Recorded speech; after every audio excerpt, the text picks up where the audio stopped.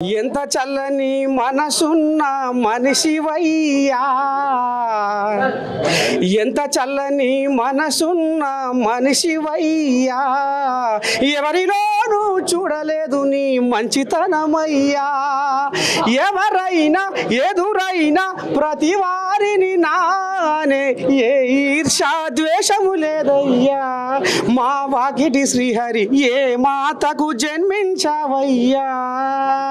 అరే ఏంది కావచ్చు ఇలా మా నరసేత గీరాగం ఎత్తుకుంటూ అరే నిన్న మన కొత్తగా కొలువు మంత్రి పదవి ఎక్కిన పెద్ద మనిషి వాకిటి శ్రీహరి అని ముంగడ పెట్టుకొని ఏదో రాగం ఎత్తుకుంటా అంటే ఇక మరి నా గుండెలో కలకు అనేది నా గుండె మెరిసింది, నా గుండె అరిగింది. కాబట్టి ఎందుకంటే ఆయన పలుకు అంత రామసక్కదనంగా ఆకట్టుకునే విధంగా ఉంటుంది కాబట్టి గీ రాగం ఎత్తుకున్న బిడ్డలారా మొత్తానికి గిట్ల మరి మోత మోగే ముచ్చటతో ఇలా దద్దరిలా కొడదాము గాంధీ భవన్లో.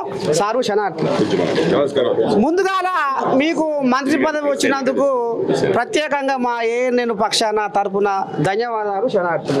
నమస్తే నమస్తే. ఇక ఏం లేదు కానీ ఇప్పుడు మా వాళ్ళంతా ఎదురు చూసేది ఏంటంటే అరే సామాన్య కార్యకర్త కానించి దండం పెడితే ఈయన మోత మోగించుకుంటా మంత్రి ఎగిందంటే ఈ చిన్నసన్న ఎవరమా మరి ఎట్లా ఎవరు నీ రాజకీయ గురువు? సామాన్య కార్యకర్త కానించి మంత్రి అయినా అంటే పెద్ద మనిషి రాజకీయ గురువు గట్టోడే ఉన్నాడు, జర్ర పేరు బయట పెడితే రాజకీయ గురువు కంటే ఒక మాట, సామాన్యునికి నేనేమన్నా చెయ్యాలనే తపన తాపత్రయమే నన్ను ఇరువకి తీసుకొచ్చింది. బీదోళ్ళ తానే బతికి బీదోళ్ళ తానే ఉండి వాళ్ళ బడుగు బలహీన వర్గాల తానే నా జీవన విధానం మొదలైంది. అంతం కూడా వాళ్ళ తానే అవుతుంది. పుట్టింది చచ్చేది కూడా వాళ్ళ కోసమే. ఆ క్రమంలో మాలాంటి మారుమూల నియోజకవర్గం కర్ణాటక బార్డర్ ఉంటుంది. దాంట్లో బీసీలలో పెద్ద సంఖ్యకు ఉన్నటువంటి ముద్రాల్లో కొంత కులం ఎక్కే వరకల్లా ఈర్ష్యలు కథ కార్ఖాన ఎన్నో ఉన్న సందర్భాల్లో అందరికీ గెలుపు ఒక దెబ్బతోనే గెలిస్తే అంటే ఒక దెబ్బ తిని గెలిస్తే మేము 2 దెబ్బలు తినాల్సి వస్తుంది. వెనుకబడ్డ జాతులు ఎవరైనా వెనుకబడ్డ జాతులు 2 దెబ్బలు తినాలి. ముందు లోపల దెబ్బ తిని బయటికి రావాలి, తర్వాత బయట ప్రపంచానికి గెలవాలి. అట్లా ఆ దెబ్బ ఈ దెబ్బ తిని గిడి వరకు వచ్చిన పెద్ద అది ఇంకో ముచ్చట ఏంటంటే మరి ఇక కాంగ్రెస్ వాళ్ళు వచ్చి 2 ఏళ్ల పొద్దుగా వస్తుంది, ఒక్క ప్రాజెక్టు కడతలేరు, ఆ పథకాలు కూడా మరి పూర్తి స్థాయిలో అమలు అవుతలేవు అనేది బీఆర్ఎస్ కోడిలాగా లెంకలు కొడుతున్నారు. మరి ఎక్కడ పోతున్నాయి ఈ పశువులు చల్లకుండా ఏమవుతున్నట్టు ఏం చెప్తారు? మీ మాటకు మంచి జవాబు చెప్తా పెద్ద ఆయన. ఒకటేంది, కాంగ్రెస్ వాళ్ళు ప్రాజెక్టులు కడతలేరు అనేటువంటి అన్న వాళ్ళందరూ కూడా ఒకవేళ తెలంగాణలో ఎన్ని ప్రాజెక్టులు ఉన్నాయని చెప్పేసి ఒకవేళ మనం లెక్క రాసుకుంటే ఈనాటి వరకు నీళ్లను ఆపుకొని రైతాంగానికి నీళ్ళిచ్చేటువంటి ప్రాజెక్టులు ఏమైనా మిగిలి ఉన్నాయి కనిపిస్తున్నాయంటే అన్ని కాంగ్రెస్ కట్టినవే. ఒక్కటన్నా కూడా ₹1 కోటి పెట్టిన కాళేశ్వరం కుంగిపోయా, దాని నుంచి నీళ్ళిచ్చే పరిస్థితి లేకపోయా. మిగతా ఏవైనా పాలమూరు రంగారెడ్డి అది కూడా నీళ్ళిచ్చే పరిస్థితి లేకపోయా ఎకరానికి కూడా. ఈరోజు మా కృష్ణా బేసిన్ తీసుకుంటే కూడా ఆల్మట్టి నారాయణపూర్ తర్వాత వచ్చిన నీటి చుక్క జూరాలాగాలి, అది కాంగ్రెస్ కట్టిందే. దాని కింద శ్రీశైలం ఆగుతుంది, అది కాంగ్రెస్ కట్టిందే. దాని కింద నాగార్జున సాగర్, అది కాంగ్రెస్ కట్టిందే.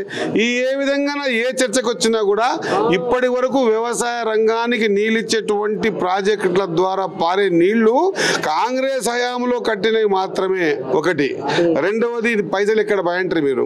పైసలు ఎక్కడ బాయంటే గతంలో చేసిన అప్పులకు సరిపోయి వడ్డీకే బాయాన్ని, ఏమి చేసినా వడ్డీకే పోతున్నాయి. ఇప్పుడు వడ్డీ కట్టుకుంటూ మళ్ళీ మీద మీకు గట్టిగా కొంత తీసి మీద కొత్త ప్రాజెక్టులకి పెండింగ్ ఉన్నాయి.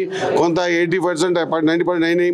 కాంగ్రెస్ హయాంలో కడితే వాళ్ళకి పేరు వస్తుంది, 10 ఏళ్ళు ఆపినాయి. దాన్ని అన్ని కూడా పూర్తి చేసే ప్రయత్నం మన ప్రభుత్వం చేస్తూ ఉంది, ముఖ్యమంత్రి గారు చేస్తూ ఉన్నారు, ప్రాజెక్టు సంబంధించి ఉత్తమ్ గారు భట్టి గారు చేస్తూ ఉన్నారు. కాబట్టి ఇది ఒక్కరోజు ప్రక్రియ కాదు.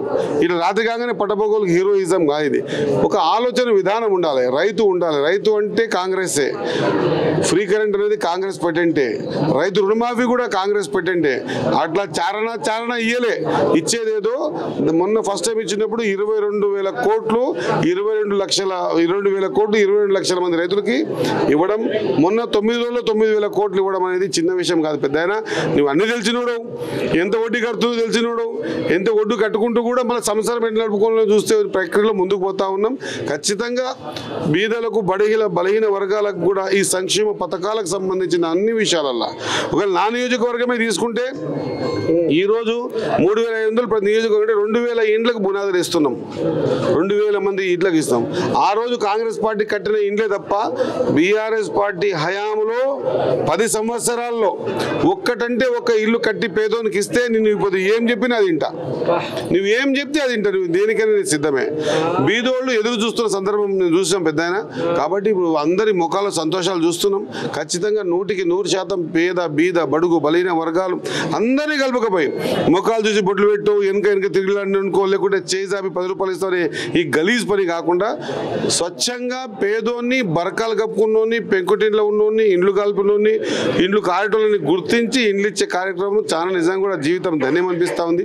ఒక పేదోనికి సహకారం చేసే సందర్భం దేవుడు కలిగించినందుకు దేవునికి పార్టీకి పెద్ద మనిషికి ఖర్గే సాబ్కి కేసీ వేణుగోపాల్ గారికి సోనియా గాంధీ గారికి రాహుల్ గాంధీ గారికి రేవంత్ గారికి ఉత్తమ్ గారికి బట్టి గారికి మంత్రిమండలికి అందరికీ కూడా కాంగ్రెస్ పార్టీకి నా హృదయపూర్వక ధన్యవాదాలు. పెద్ద బాయికాడ కావాలి ఒక్క మాట బాయికాడ కావాలి కాస్తున్న పెద్ద మనిషి కేసీరావయ్య కూతపెట్టు దూరం ఉంది పటాన్ చెరు పాషమైలారం ఓని పాడైపోను అసెంబ్లీకి రాడాయే గజ్వేల్కు ఓడాయే పాషమైలారం కూడా కన్న చూడాయే. అసలు ఏంది ఏం కథ అనేది గుసగుస నడుస్తుంది. ఏమంటావు మరి ఆ పెద్ద మనిషికి ఏం చెప్తావు? పెద్దమైన నువ్వు అడిగినావు పెద్ద మనిషికి ప్రశ్న చెప్పేదో నన్ను చెప్పమంటావు. మా ముఖ్యమంత్రి నీకేమనిపిస్తుంది ఆయన మరి పోతలేడా? నేనేమంటా 10 ఏళ్ళు ఎప్పుడైనా పోయిండేనా ఇప్పుడు పోవడానికి? 10 ఏళ్ళు ఎప్పుడు పోలే. అదే మా ముఖ్యమంత్రి గారు ఈ ఇన్సిడెంట్ కాగానే మరుసటి రోజే పోయి మొత్తం సమీక్షించి వాళ్ళకి ఏం కావాలి, ఎందుకు జరిగింది, జరగకుండా ఏం చర్యలు తీసుకోవాలి, ఈ విధంగా ఇబ్బంది పడే కుటుంబాలకు ఏం సాయం చేయాలి కూడా అనౌన్స్మెంట్ చేశారు. ఏ ముఖ్యమంత్రి పోయి చూసినావా? ఏ ముఖ్యమంత్రి చూసినావా? ₹1 కంది పెద్దనా అరే కాంగ్రెస్ వాళ్ళు అందాల విందుల పోటీలకి ఏమో ₹1,00,000 ప్లేట్ భూమకు పెట్టిరట. మరి ఈడ ₹1,00,000 ఇస్తారు అనేది అవి ఉసుగొలుపుతున్నాయి బీఆర్ఎస్ కోళ్ళాలు. ఇవన్నీ పెద్ద మనిషి ఇప్పుడు ఏమైంది, అరే మేము చేయకపోతే మేము వీళ్ళు చేస్తున్నారు, వాళ్ళకు పేరు వస్తుంది, మాకు రాలేదు కదా, ఎట్లా అడ్డుకుందామని ప్రయత్నం చేస్తారు. అంతే ఇగో ఎన్ని మాటలన్నా ఎన్ని అన్నా ఇంకా అధికారంలో ఉన్న ఈ 3.5 సంవత్సరాల సంక్షేమ పథకాలు ఎన్ని ఇచ్చినాం అంత ఈజీగా మంత్రిమండలి